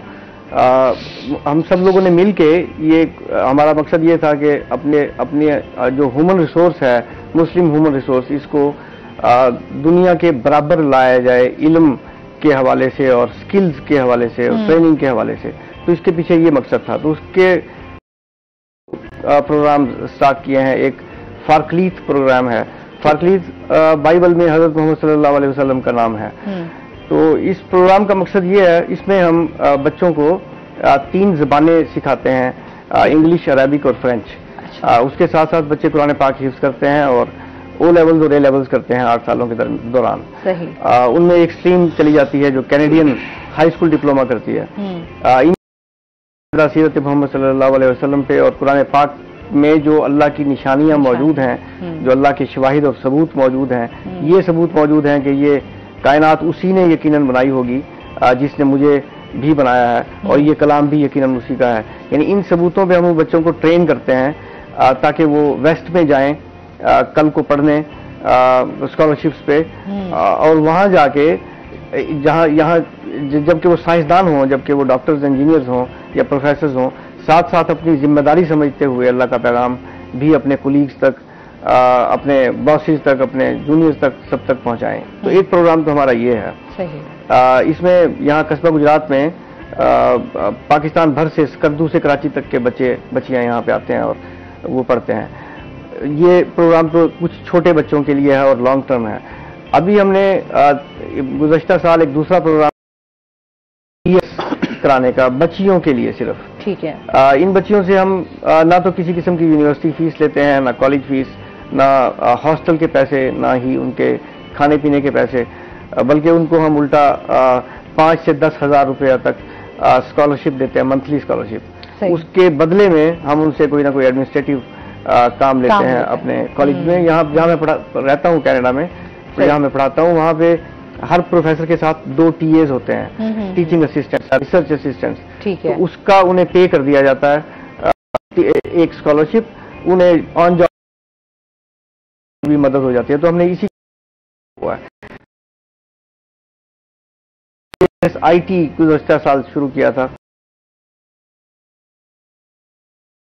सिर्फ वो यहाँ हमारे कस्बा गुजरात कैंपस में आके पढ़ रही हैं, और उन्हें पढ़ाने वाले लोग मेरे वो सारे दोस्त हैं जो MIT में, हार्वर्ड में या यूनिवर्सिटी ऑफ वाटरलू में पढ़ाते हैं। सही। तो वो मैंने एक लर्निंग मैनेजमेंट सिस्टम बनाया, LMS, उसके थ्रू वो इन बच्चियों को यहाँ पढ़ाते हैं, और साथ में हमने यहाँ लोकल फैकल्टी भी ली हुई है। अच्छा, ठीक। अभी जो हम नया प्रोग्राम स्टार्ट कर रहे हैं, इसमें हम ऐड कर रहे हैं BS में BS कंप्यूटर साइंस और BS इंटरनेशनल रिलेशन। ठीक है। तो आजकल हम उसके लिए बच्चियों की रिक्रूट, उन बच्चियों की जो भी हमें सुन रहे हैं, अगर इनमें से किसी की कोई बच्ची खुद सुन रही है, तो यहाँ इन 4 सालों के दौरान जब वो बच्चियाँ यहाँ होंगी, ये कि BS कंप्यूटर साइंस लाएंगे, जिस डिग्री पाकिस्तान की होगी, लेकिन साथ में हम ये एक डुअल डिग्री प्रोग्राम है। मैंने इस प्रोग्राम को हम से कॉलर मौजूद है। अस्सलाम वालेकुम। वालेकुम सलाम जी, सर क्या कहना चाहेंगे? सर ये मैम जरा पता करना है। जी जी, क्या पता करना है? बात करा दीजिए। जी जी। तो मैंने ये पता करना है कि ये IT और CSS के लिए क्या करना पड़ेगा मेरे बच्चों को, कहाँ पे आना पड़ेगा, क्या करना पड़ेगा? ठीक हो गया, मैं प्रोसीजर जानना चाह रहे हैं। ठीक है, मैं आपका जो है डिटेल से जवाब इनसे लेंगे। नाज़रीन अभी हमने जाना ब्रेक पे, हमारे साथ रहिएगा। ऐसी पता शायर बहुत सारी, मैं हमेशा बात करती हुए शायर आते हैं कि बड़े हम लोग माहौल को देखते हुए, हालात को देखते हुए बहुत सारी चीजों को नजरअंदाज करते हैं। शायर में ज्यादा होती है कि हम लिखने वाले अपने में, और जो लिखने वाले वो और लोगों को हम भी अपने गले में पाते हैं। वो शेफर का काल कि ये दरिया है और डूब कर ऐसा के बारे में, तो वो यही वजह होती है कि सिर्फ वो अपने उसमें नहीं जीता बल्कि उसको दूसरों के दुख और गम को भी जो है ना साथ लेकर चलना होता है। बिल्कुल ऐसे ही है। ये मैं कहती हूँ शायरों को हम इस हवाले से कि वो तमाम चीजों को महसूस करके और फिर लोगों के जैसे इसके हवाले से कंप्यूटर साइंस का भी स्टूडेंट हूँ, तो जो है कि ड्यूरिंग माय बैचलर्स के PSSC मैं किस तरह प्रिपरेशन कर सकता हूँ? ठीक है सर, आप क्या कहना चाहेंगे? अगर ये हम जो जिसकी बात कर रहे हैं वो तो हमारा अपना प्रोग्राम है जो हमारे कॉलेज की पाम ट्री की बच्चियों के लिए अवेलेबल है। जो भी एडमिशन लेता है हमारे यहाँ पाम ट्री में बच्चियाँ, वो सब की सब CSS की तैयारी करती हैं। हम उनके पहले से ही सब्जेक्ट्स मुतय्यन कर लेते हैं जिसमें उनका इंटरेस्ट होता है और उसमें उनको आहिस्ता आहिस्ता से 2 क्रेडिट से मुख्तलिफ लेक्चर्स दिलवाने शुरू कर देते हैं। मैं तो अपनी बच्चियों के हवाले से बात कर सकता हूँ, इनका सवाल तो जनरल है शायद अपने हवाले से कि ये कैसे कर सकते हैं। मेरे ख्याल से मर्दों के लिए तो बड़ा आसान है, मेल स्टूडेंट्स के लिए, कि वो साथ में कोई एकेडमी ज्वाइन कर लें। यहाँ पे बहुत सारी एकेडमीज हैं, पाकिस्तान में एक बहुत अच्छी एकेडमी है, नोवा कहते हैं उसे, इस्लामाबाद में है वो। तो मर्दों के लिए तो सहूलियात बहुत सारी मौजूद हैं, इस्लामाबाद वगैरह जाने की या लाहौर जाने की, या मुल्तान में भी शायद कोई एकेडमी हो। हमने जो ये सिलसिला शुरू किया है ये उन लोगों के लिए है, उन बच्चियों के लिए बिलखुसूस जो ना तो एकेडमीज की फीस भर सकते हैं। ठीक है, आप एक फलाही उस पे काम कर रहे हैं जिसमें स्पेशली आप सिर्फ बच्चियों की ही तालीम पर आपका फोकस है या फिर आप बच्चे भी जो हैं वो भी ऐड हो सकते हैं? तो ये BS IT और BS कंप्यूटर साइंस या BS IR प्रोग्राम है, ये सिर्फ बच्चियों के लिए है। अच्छा, सिर्फ बच्चियों के लिए। जो हमारा दूसरा फारकलीद प्रोग्राम है जिसमें वो कुरान पाक हिफ्ज करते हैं, 3 ज़बानें सीखते हैं और O लेवल्स या A लेवल्स, O लेवल्स और A लेवल्स साथ करते हैं, वो सभी के लिए है, बच्चे और बच्चियों के लिए। अच्छा, ठीक है। आपका ये वाला जो प्रोग्राम है वो आपका सिर्फ ये बच्चियों के लिए ही है जो बच्चियां फीस नहीं पे कर सकती या उस तरीके से जो है तालीम हासिल करने से महरूम हो जाती हैं या वो आगे बढ़ना चाह रही होती हैं, कुछ मसाइल इस तरह के आ जाते हैं कि वो फिर आगे बढ़ नहीं सकती। ठीक हो गया सर। अच्छा जी, और इसके साथ ही राहत, हम लोग जिस तरह अदब के हवाले से बात कर रहे हैं, तो आप क्या समझते हैं अदब को कितना फरोग मिल रहा है अब जो हालात चल रही हैं, तमाम चीजें चल रही हैं? समझता हूँ ये रोही चैनल को सिर्फ क्रेडिट जाता है कि वो अदब के लिए न तकरीबन हर हफ्ते में दो शायर अदीब तो कम देख ले कि वो आते, वरना हमारे फरोग की हालत यह है कि 26-27 मैं पहले सर से बात कर रहा था कि 27 करोड़ आबादी का मुल्क है। पहले हमारा शायर और अदीब 300 किताब छापता था, 100 छापता है। मेरे ख्याल में आपके सारे सवालों का जवाब यहाँ आ जाता है कि 27 बदनसीबी समझना हमारी बदनसीबी है कि 27 करोड़ आबादी के मुल्क में किताब शायर अदीब छापता है वो सिर्फ 300। अभी 300 से खत्म होगा, अभी 100 पे आ गए, 100 और 200 पे आ गए, और वो 100 और 200 भी नहीं बिकती।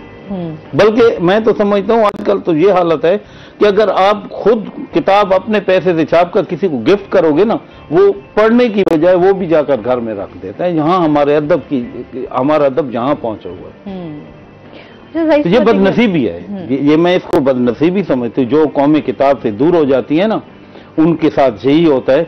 आप अगर तारीख को थोड़ा सा उठाएं ना, थोड़ा सा पीछे चले जाएं, तो जब प्रिंटिंग मशीन ईजाद हुई थी तो हमारे जो मौलाना थे उन्होंने फतवा लगा दिया था 200 साल मुसलमानों ने किताब नहीं छापी, हाथ पे लिखते रहे। और जो यहूद थे, जो दूसरे लोग थे, उन्होंने किताब पे फैलाई है कि आप उससे पहले उठाकर देख लें, टोटली सर ये इजादात मुसलमानों की हैं। और वो दौर जब हमारे इस्लाम ने गुजारा है, उसके बाद हम पीछे नुकरे लग गए। तो ये सब क्रेडिट इस किताब का है। बिल्कुल ऐसी है, लेकिन अब आज हम किताब से बहुत दूर हो गए। अच्छा, आप क्या समझते हैं किस तरह से फरोग मिलेगा, किताबों की तरफ वापस कैसे आ सकते हैं? किताबों की देखो, हुकूमत तो सरपरस्ती करती नहीं है। हुकूमत सरपरस्ती करेगी, कुछ लोग हैं अभी भी काम चला रहे हैं। मिसाल के तौर पर अगर देख लो, यहाँ मुल्तान में साबर अंसारी साहब हैं, अदर सनी मजोका साहब हैं, इस तरीके से कुछ लोग अब भी काम कर रहे हैं, बड़ी बड़ी तकरीबात कराते हैं। पिछले दिन खास तौर पे मैं ये गिलानी साहब हैं, जर्दानी गिलानी साहब, कि मैंने उनके घर में तकरीब की थी, उन्होंने 2 लाख रुपए खर्चा किया तकरीब पर, अदबी तकरीब पर। उन्हें बोले मेरे घर में करो, सब टोटली अखराजात उस बंदे ने किया। ऐसे लोग जो है ना आज किरदार अदा करें और यही लोग इस चीज को आगे ला रहे हैं। और मैं सलाम पेश करता हूँ ऐसे लोगों को, जैसे सर जी हैं, अपनी तरफ से अभी कह रहे हैं कि अपनी तौर पर हमने ये किया है, हम किसी से एड नहीं लेते, इमदाद भी नहीं लेते, ना किसी मुल्क से, ना किसी चंदा ज़कात, हम 10 आदमी मिलकर करें। हमारे भी अदब में भी ऐसे लोग हैं, जर्दानी गिलानी जैसे लोग हैं, आज वो फरोग अदब के लिए करें, जहां बुलाओ जाते हैं, बल्कि अपनी जेब से खर्चे भी करें। मेरे प्रोग्राम पर ने 2.5 लाख रुपए घर में खर्चा किया, बोलते रात मेरे घर में करो। बिल्कुल ऐसी है जी। मैं कहती हूँ अच्छे लोग जो काम अच्छा कर रहे हैं उनको अप्रिशिएट भी करना चाहिए और साथ उनको लेकर चलना चाहिए, ताकि तमाम जो हमारी अच्छी चीजें हैं उनको मुआशरे में बेहतरी आ सके। इसमें मजीद बात करेंगे। नाज़रीन अभी हमने जाना ब्रेक पे, हमारे साथ रहिएगा। वेलकम बैक नाज़रीन। अच्छा रिजवान साहब, जिस तरीके से हम आईटी की भी बात करें, अब जदीद टेक्नोलॉजी जो है हम देख रहे हैं, अब एआई का दौर आ गया है, जिद्दत बढ़ती जा रही है दिन ब दिन। उस हवाले से आप क्या कहना चाहेंगे कि इस तरह के प्रोग्राम्स और आईटी के साथ जो है हम किस तरह से आगे बढ़ सकते हैं? जी, मैं फिर अपने प्रोग्राम की बात करूंगा। जो हमारा फार्कली प्रोग्राम है और ये जो हमारा बीएस प्रोग्राम है, इसके लिए मैंने किंग्स कॉलेज लंदन से एक खातून को हायर किया। वो इस वक्त वहाँ मौजूद हैं हमारे कैंपस में। वो उन्होंने आके कुछ अरसे में इतना काम किया, यानी पिछले चंद सेशंस के अंदर ही, कि हमारे बच्चे जो ये 9 साल से 11 साल के बच्चे हैं, ये एआई को यूज़ करते हुए अब वीडियो गेम्स बना रहे हैं। अब हमारा एक बच्चा है शहीरुल हक, उसकी वीडियो गेम तो शायद कुछ दिन में बिक जाएगी जो उसने बनाई है, और बड़े अच्छे पैसों में बिक जाएगी, जबकि वो 11 साल का है सिर्फ। पाकिस्तान के एक सफ़ीर थे, मुझे उनका नाम ज़हन में नहीं आ रहा, मुल्तान से ही हैं वो रोबोटिक्स में बहुत अच्छे माहिर हैं। रिटायरमेंट के बाद वो स्पेन में पाकिस्तान के सफ़ीर थे, रिटायरमेंट के बाद उन्होंने रोबोटिक्स का अपना एक इदारा बनाया हुआ यहीं पे मुल्तान में। मैंने उनकी खिदमत ली हैं, वो हमारे बच्चों को अब रोबोट्स बनाना सिखा रहे हैं। अच्छा। बात यह है कि दुनिया अब जहाँ पहुँच चुकी है, आपके और उनके दरमियान में गैप जो तरक्की का है, वो आपको खुद अंदाजा है कि कमोबेश 200 साल का होगा। लेकिन खुशकिस्मती ये है कि ग्लोबलाइजेशन ने दुनिया को सुकेड़ दिया है, दुनिया को बिल्कुल छोटा कर दिया है। अब जो नॉलेज है उसके ऊपर पहले जैसी कदगने नहीं है। तो अगर हम कोशिश करें दुनिया के बराबर पहुंचने की, तो जो अरसा बढ़ेगा और हमारे बच्चे ये कर सकते हैं। अच्छा, मैंने कल ही अभी सोशल मीडिया, क्योंकि हमारा जो है इस टाइम आपको पता है कि फास्ट आपके पास जो है वो फौरन कोई ना कोई इस तरह की इन्फॉर्मेशन जो है आपके पास पहुंच जाती है, जहां हमारे बच्चों की बात हो रही होती है। तो वहां पर मैंने देखा कल एक बच्चे का रिपोर्ट के हवाले से जो है ये न्यूज सामने आई कि वो बच्चा रिपोर्ट तैयार कर रहा है। तो हमारे बच्चे, मान लीजिए टैलेंट की हम बात करें तो ये मट्टी वैसे ही बड़ी जरखेज है, यहाँ पर बहुत टैलेंट है। बच्चों को थोड़ा सा ये होता है कि प्लेटफॉर्म मिलने की जरूरत होती है, तो प्लेटफॉर्म जैसे ही अच्छा मिले तो बच्चे आगे बढ़ते हैं। लेकिन फिर बात यह है कि यहाँ जो लोग कर रहे हैं ना, उनकी हौसला अफजाई नहीं है। जैसे भी सर कर रहे हैं, अभी इनके अगर पूछें कि ये खुद मेरे से बेहतर जवाब देंगे कि इनकी क्या हौसला अफजाई हो रही है यहाँ, बल्कि तरह तरह के उल्टे इल्जाम लग रहे होंगे। सर जी मैं नहीं जानता, आज मेरी इनसे यहाँ पहली मुलाकात है, लेकिन ये जितना कुछ भी कर रहे हैं ना, तो कोई भी इनको विषय नहीं करेगा कि यार वो बहुत काम कर रहे हैं, कि कहीं उसको बुला लेते कि जी आए सर, ये ताकि इनके दायरे का भी तारीफ हो जैसे जहाँ आए। मुझे आज खुशी हुई कि यकीन कर इनका सुनकर मुझे बहुत खुशी हुई कि अभी भी ऐसे लोग हैं, वरना आजकल तो इस चीज को लोगों ने कमाई का जरिया बना लिया, कपड़े उतार रहे हैं लोगों के। और यही तो एजुकेशन हमारी महंगी हो गई है और हमारे लिए अब वो वसाइल उतरे हैं नहीं, जो लिमिटेड वसाइल हैं उसमें हम अपने बच्चों की तालीम, अब उसमें अखराजात पूरे नहीं होते जिसमें हम बच्चों को आगे जो किताब नहीं खरीद सकता। अभी गरीब आदमी तो किताब नहीं खरीद सकता। आप देख लो कि जो किताब मिल रही थी जो है ना 60-70 की, आज 600-700 की मिल रही है। बच्चों की किताबें जो है वो स्टेशनरी जो है वो बहुत एक्सपेंसिव हो गई है। लोगों के लिए बड़े मसाइल, एजुकेशन बहुत ही मुश्किल हो गई है इस वक्त। क्या सुना रहे हैं अभी साहब? मसाइल तो हम डिस्कस करते ही रहेंगे, अभी हमारे चलते रहेंगे। अभी मसाइल से जो है ना हट कर सुना रहे। सही है, ठीक है जी। फरजानों की बस्ती में अब फिरते हैं दीवाने लोग, फरजानों की बस्ती में अब फिरते हैं दीवाने लोग, सबको है पहचान लिया। लेकिन अगर शहरी के किरदार को आप पीछे जाएं तो मैं बोलता हूँ कि दुनिया में जहां जहां भी इनकलाब आए वहां पे अदब का हाथ है। बड़े बड़े नाम हैं, आप अंग्रेजी अदब से ले लें या अपने उर्दू अदब में ले लें या फारसी अदब में ले लें, जहां भी है, तो हमारे अदब ने बड़े बड़े इनकलाबों में भी कली दी। अभी अगर अब हमारे पाकिस्तान से और जो बरसगीर की सियासी बंटवारा था उसमें से आप इल्हाम इकबाल को निकाल दें, क्या भाई? ऐसे ही है शायरी, बिल्कुल ऐसे है। शायर का बड़ा एक अहम रोल होता है, मैं समझती हूँ हमारे मुआशरे में, हमारे हम जो शायर होता है ना, वो माशरे की नबत पे हाथ रखना बेहतरीन नगासी कर रहा होता है ना, कि उसने देखना होता है कि इस बदन को क्या जरूरत है। जो डॉक्टर जब आपकी नबत पकड़ते हैं उसी आपको मदद देखते हैं ना, फिर आपको दवाई वो करता है। इसी तरह जो अदीब होता है ना, उसका माशरे की नबत पे हाथ। बिल्कुल ऐसा ही है। तमाम वो कहते हैं ना, आपकी चीजें, आपके चाहे एहसासात हैं, जज्बात हैं, आपके एक्सप्रेशंस हैं, वो तमाम चीजें जो है वो असल में ना अदब को भी देखो, जैसे एक है ना जर्द सहाफत, इसी तरह अभी जर्द अदब भी आ गया। दूसरी बात यह है कि अभी मैंने अगर किताब लिखी तो मेरा कोई मकसद। वेलकम बैक नाज़रीन। अच्छा जी, इसके साथ ही रिजवान साहब से जानेंगे, इस टाइम आप पाकिस्तान की वैसे एजुकेशनिस्ट हैं, हम मैं तमाम चीज़ों को आपका जो आप तालीमी इदारे लेकर चल रहे हैं उनको साइड पे करके, वैसे आप क्या देखते हैं हमारा जो इस टाइम निज़ाम चल रहा है, तालीमी निज़ाम, और उसके बाद जो हमारे मसाइल हैं वो दिन ब दिन एजुकेशन को लेकर बढ़ रहे हैं, इसके हवाले से आपकी क्या राय है? जी, मुल्क की मजमूई सूरत हाल हमारे सामने है, उसकी वजह से तालीम पे असर, बदतरीन असर पड़ना भी ज़रूरी था, यानी ये तो होना ही था।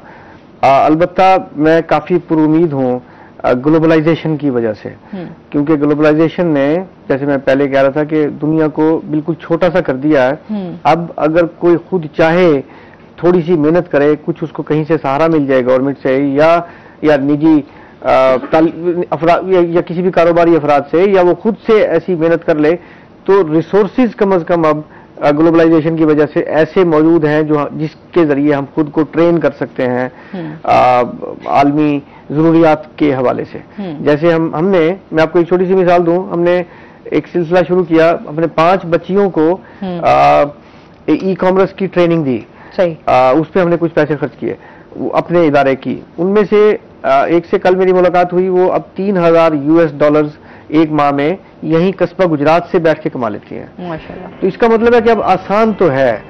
एक और अहम बात यह है कि हम उस स्टेज पे पहुंचे हुए हैं जो किसी भी कौम पे 1000 साल के बाद एक बार आया करती है, जब नौजवानों की मुआशरे में तादाद एक मखसूस तनासुब को पहुंच जाती है। तो उस वक्त जब ऐसा हो जाए, तो अगर ह्यूमन रिसोर्स ऐसे में कुछ डेवलप्ड हो तो मुल्क तेजी से एक्सपोनेंशियल ग्रोथ की तरफ जाता है। यानी आप इसको यूं समझिए कि जैसे मैं अगर आपसे कहूं कि 4 × 4 तो आप मुझे बता देंगे कि 16 × 16 तो थोड़ा सा मुश्किल हो जाएगा, लेकिन जब जो भी जवाब आए उसको उससे दोबारा ज़रब देंगे तो वो बड़ा ही मुश्किल हो जाएगा। यानी एकदम से तेज तरीन तरक्की होती है। ऐसी स्टेज पे जैसी पे हम हैं, अगर थोड़ा सा ह्यूमन रिसोर्स को डेवलप कर लिया जाए, ट्रेन कर लिया जाए आलमी ज़रूरत के मुताबिक, ग्लोबल करिकुलम जिसकी एक्सेस अब आसान है यहाँ पे, अगर उसको हम इस्तेमाल करना शुरू कर लें, प्राइवेट इदारे ही इस्तेमाल करना शुरू कर लें, तो हम वो एक्सपोनेंशियल ग्रोथ की तरफ हमारे जो जाने का सफर होगा वो बहुत तेज हो जाएगा, क्योंकि हमारी तादाद ही इतनी हो गई है नौजवानों की। पॉपुलेशन एक बहुत बड़ा बोझ बन सकता है अगर ट्रेंड ना हो, लेकिन वही पॉपुलेशन आप देखिए चाइना को उसने कहां से कहां पहुंचा दिया, क्योंकि उन्होंने उस एक मखसूस अरसा लगा के माओ जेडंग और बाकी लोगों ने उसको ट्रेन कर लिया। सॉरी, वो तो बहुत पहले गए थे, अब बाद वालों ने एक अपनी जो पॉपुलेशन जो कि एक बोझ थी वो एक नेमत बन गई बहुत बड़ी। तो हमें भी अपनी जो ये पॉपुलेशन है इसको नेमत बनाने के लिए ग्लोबल करिकुलम के तहत ट्रेन करना पड़ेगा। जब हम ऐसा कर लेंगे तो मौके, अब सरहदें बेमैनी हो गई हैं उन लोगों के लिए जो ग्लोबल जरूरत के मुताबिक खुद को ढाल चुके हों स्किल्स और तालीम के पैमाने पे। बिल्कुल ऐसी है, बड़ी जरूरत है कि हम अपनी एजुकेशन को, अब आम तो हम कहते हैं कि हर बंदे के लिए जो है वो बच्चे भी तालीम हासिल करें, बड़े भी, लेकिन वही बात आ जाती है कि मसाइल इतने हो गए हैं कि अब एक घर के बच्चे हैं 4 या 5, उनके लिए भी एक बच्चे को तालीम दिलवाना बड़ा मुश्किल हो गया। अच्छा जी, इसके साथ ही जो है आपकी शायरी भी सुनेंगे मजीद, जो है क्या सुना रहे हैं आप हमें, क्योंकि टाइम भी हमारे पास थोड़ा सा रह गया, लेकिन हम चाहते हैं कि चलें आप पंजाबी जी की गजल है, मेरे ख्याल में पहले कभी सुने। चोरियां इत्थे डाके इत्थे, चोरियां इत्थे डाके इत्थे, हों दिन रोज धमाके इत्थे। वो कह रहे ना जैसे कि माहौल का शायर पे असर होता है तो लाजमी बात ऐसी चीजें पे होती है। चोरियां इत्थे डाके इत्थे, हों दिन रोज धमाके इत्थे, भुखियां दावी मुंह पे सूंगन, पुलसा लाए नाके इत्थे, दुनिया दे आ रंग चा देखूं अपना वेस वटा के इत्थे, कुछ पे खांदे मुर्ग मुसलम, कुछ पे कर दिन फाके इत्थे, मन ले माही कुछ नहीं लभदा, दिल दा हाल सुना के इत्थे, अल्लाह जाने किन्ने फिरदे, दिल ते चोटां खा के इत्थे, देखो गाली चंदियां राहत, लोकिन कर दे बाके इत्थे, चोरियां इत्थे डाके। वाह वाह, क्या बात है। अच्छा, आप क्या जो हमारे नौजवान शायरी कर रहे हैं, जो लिख रहे हैं, उनको क्या मैसेज? हमारा नौजवान बहुत अच्छा लिख रहा है। ये बात नहीं है कि हमारा नौजवान बहुत पीछे, हमारे बहुत जो नौजवान हैं कहीं बुजुर्गों से भी आगे हैं, लेकिन बात यह है कि उसके पास अभी वसाइल नहीं है कि खुद को मुतारफ करा सकें। और जो जिन लोगों के पास वसाइल होते हैं ना, वो चीजें छाप रहे होते हैं। जैसे मैंने अभी जिक्र कर दिया था कि हमें अफसोस होता है कि क्या छापें, जब छा गया कि जिन लोगों के पास पैसे हैं वो किताबें छाप रहे हैं, जो जैनियन लोग हैं वो गरीब छाप नहीं सकते। सही। तो आप नौजवानों को कोई टिप्स देना चाहेंगे? हाँ, क्यों नहीं, कि वो सबसे पहले तो मैं अपने जो लिखारी दोस्त हैं उनसे मेरी ये गुजारिश होगी कि यार, जहां जनूबी पंजाब में तकरीबन हम 1500 के करीब लिखारी लोग हैं, अगर हमारी हुकूमत इमदाद नहीं करती तो यार हम आपस में करें। अभी मैं अपनी किताब छापता हूँ, 300 किताब मैंने छापी है, 75,000 मैंने लगा दिए। तो अगर 1500 में से अगर 300 बंदा ना 200 बंदे मेरी किताब खरीद ले तो मैं दोबारा किताब छापता हूँ। आज मेरी खरीदेंगे, कल मैं उनकी खरीदूंगा। ये रुझान कम अज कम हमारे शायरों और अदीबों को आपस में ये डालना चाहिए। इस तरीके से फरोग अदब में जो है ना उनका रोल होगा कि हर आदमी आसानी से किताब छाप सकेगा। मैं तो ये समझता हूँ कि इसी तरह नौजवान हैं, नौजवानों को भी किताब की तरह आना चाहिए। किताब के बगैर कौमें नहीं बनती। मैं क्लियर बात ये कर देता हूँ, कौमें किताब पर बनती हैं। बिल्कुल ऐसे ही है। सर, आप क्या मैसेज देना चाहेंगे तमाम जितने भी हमारे नाज़रीन देख रहे हैं? मैं इस मौके का फायदा उठाते हुए आपकी यहाँ मौजूद होने का ये कहना चाहूँगा कि वो बच्चियाँ जिन्होंने FSC की है, पाकिस्तान से, कश्मीर से, कहीं से भी तशरीफ ले आई है, ये मुल्तान से कोई 40-50 किलोमीटर दूर है, यहाँ से वहाँ गाड़ियाँ जाती हैं और वहाँ पाम ट्री में आ जाइए। हमारे पास पाकिस्तान भर से, स्कर्दू से कराची तक से ये बच्चियाँ आती हैं और आके वो पढ़ती हैं। हम आपको BS कंप्यूटर साइंस कराएंगे, BS IR अगर आप करना चाहेंगे तो वो, या BS अप्लाइड साइकोलॉजी, इनमें से जो भी डिग्री आपको मुनासिब लगे। और साथ में हम आपको CSS की और कराएंगे, इंटेलिजेंस, रोबोटिक्स, ये सब मज़ामीन शामिल किए हैं। और हम ऑन साइट ट्रेनिंग भी देते हैं साथ में, एडमिनिस्ट्रेशन की और मैनेजमेंट की, उन बच्चियों को जो हमारे साथ काम कर रही होती हैं, क्योंकि हम उनसे एज अ TA काम लेते हैं साथ में 20 घंटे हफ्ते में।